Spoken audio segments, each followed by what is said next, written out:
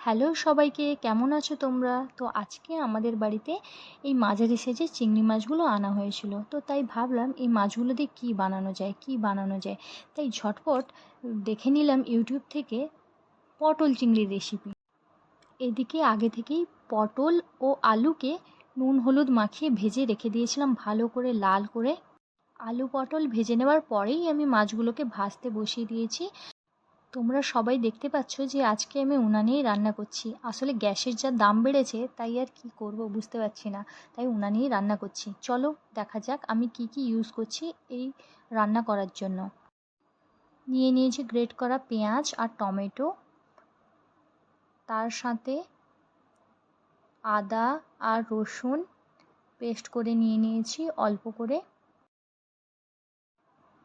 আর আমি ইউজ করছি পোস্ত বাটা, যার মধ্যে কাঁচা লঙ্কা চিড়ে পোস্তর মধ্যে দিয়ে রেখেছি, এটা লাস্টে আমরা ব্যবহার করব। সত্যি বলতে কি, চিংড়ি মাছ না আমার বরের খুব ফেভারিট, কিন্তু আমি চিংড়ি মাছের কোনো কিছুই জানি না বানাতে। তাই আজকে ট্রাই করছি, ইউটিউব দেখেই ট্রাই করছি, জানি না কেমন হবে।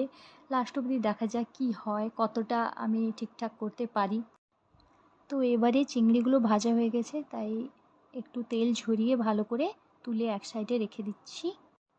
জানো, আমার বর সবসময় বলতে থাকে যে চিংড়ির ভালো কিছু তো বানাতে পারো, কোনো দিনও তো ভালো কোনো কিছুই বানাও না। তো আমি জানি না, আমি ঠিকঠাক পারি না। তো তোমরা যারা রান্না পারো বা ভালো জানো, তারা কমেন্টে জানাও যে আমি সমস্ত কিছু ঠিকঠাক করছি তো, না কোনো কিছু ভুলভাল স্টেপ ফলো করছি কি না। তো তোমরা সবাই একটু কমেন্ট করে জানিও, ঠিক আছে? সমস্ত মাছ প্রায় তোলা হয়ে গেল।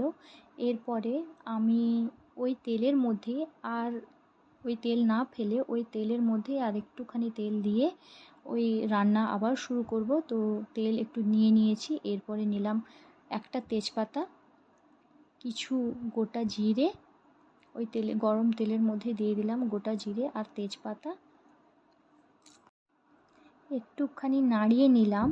এবং নাড়িয়ে নিয়েই আমি এর মধ্যে দিয়ে দিলাম ওই গ্রেট করে রাখা পেঁয়াজগুলোকে।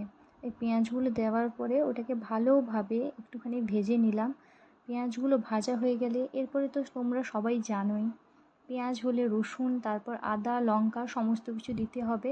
তো পেঁয়াজ একটুখানি হয়ে এসছে, এরপরে আমি দিয়ে দিলাম রসুন, বেটে রাখা রসুন। এরপর দেব রসুন, আর রসুনের গন্ধ একটু ছেড়ে গেলেই তারপরে দেব আদা বাটা।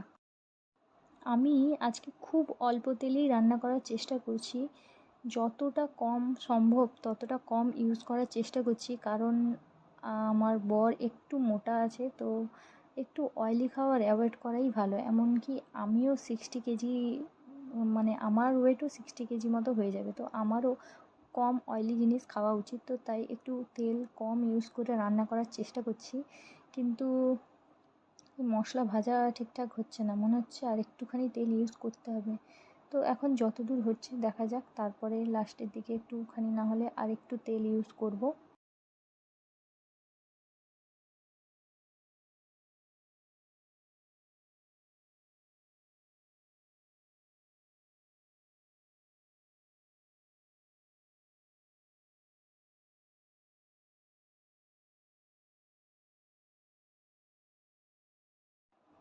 মশলা আরও ভাজতে হবে, তাই একটুখানি তেল দিয়ে তার মধ্যে দিয়ে দিয়েছি লঙ্কার গুঁড়ো, 1 চামচ মতো লঙ্কার গুঁড়ো ইউজ করেছি আমি, আর 1/2 চামচ হলুদ গুঁড়ো। হলুদ গুঁড়ো দেওয়ার পরে নাড়িয়ে নিলাম ভালো করে, লঙ্কা আর হলুদটা একটু ভালো করে ভেজে নিলাম।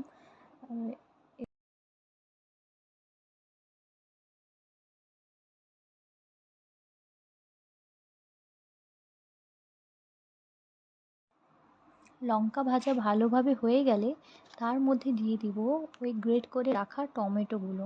তো টমেটোগুলো দিয়ে ভালো করে নাড়িয়ে নেব, টমেটোতে জল বেরোয় তো একটু টাইম লাগবে।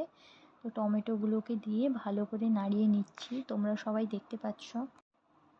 আমি পটলগুলো খুব ভালোভাবেই ভেজে রেখেছি, ওর পটলগুলো সেদ্ধও ভালো করে হয়ে গেছে, কিন্তু আলুগুলো যখন ভাজছিলাম উনানে রান্নার জন্য তাপ প্রচণ্ড পরিমাণে লাগছিল, তাই আলুগুলো সেদ্ধ না হয়েই লাল হয়ে গেল এবং সেভাবে আমি তাতেই তুলে নিয়েছি।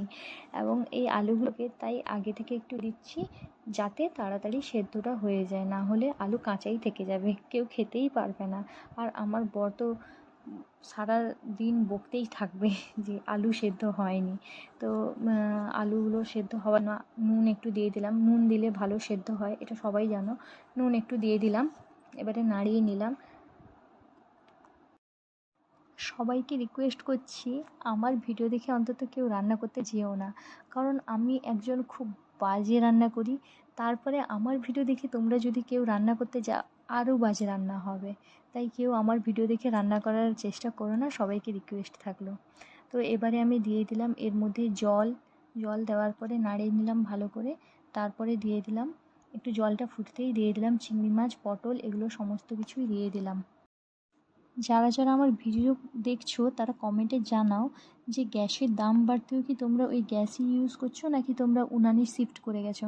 অনেকে ইন্ডাকশান ইউজ করছে, অনেকে উনানে কাঠ কিনে এনে আবার রান্না করা শুরু করছে, অনেকে ঘুঁটে ব্যবহার করছে, দিয়ে রান্না করছে। তো তোমরা একটু কমেন্ট করে জানাও যে তোমরা কে কী ইউজ করছো এবং কে কীভাবে রান্না করছো।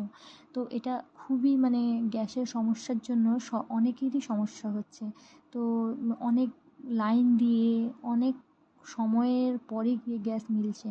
তো তোমরা সবাই বলো যে কে কীভাবে রান্না করছো এখন বর্তমানে। তো এরপরে লাস্ট দিয়ে দিলাম পোস্ত বাটা, এবং তার মধ্যে কাঁচা লঙ্কা চিড়ে রেখেছিলাম, ওগুলোও দিয়ে দিলাম। তারপরে এই বাটিটা ধুয়েও ওই জলটা দিয়ে দিব। তো তোমরা আমাকে কিপটা ভাবতেই পারো, কিন্তু এটাকেও নষ্ট করব না, তাই এই জলটাকেও দিয়ে দিলাম। তো ভালো করে এইটা ফুটে গেলেই ব্যাস হয়ে গেল, রান্না শেষ। এবারে লাস্টে এর মধ্যে দিয়ে দেবো গরম মশলা। তো আমি যখন টেস্ট করে দেখলাম এটা একটু টক লাগছিলো, তো টেস্টটা ব্যালেন্সে রাখার জন্য এর মধ্যে অল্প একটুখানি চিনি দিয়েছি। তারপর আর কি গরম মশলা দিয়ে নামিয়েই খেতে বসে যাবো। তো তোমরা সবাই আসো, হয়ে গেছে আমার রান্না, সবাইকে খাওয়াবো, সবাই চলে এসো। জানি না ভালো হয়েছে কি না, টেস্ট করে সবাই বলো কেমন হয়েছে। আসো সবাই, এবারে ভাত বাড়ি আর পটল চিংড়ি। ওকে, টাটা, বাই বাই সবাইকে।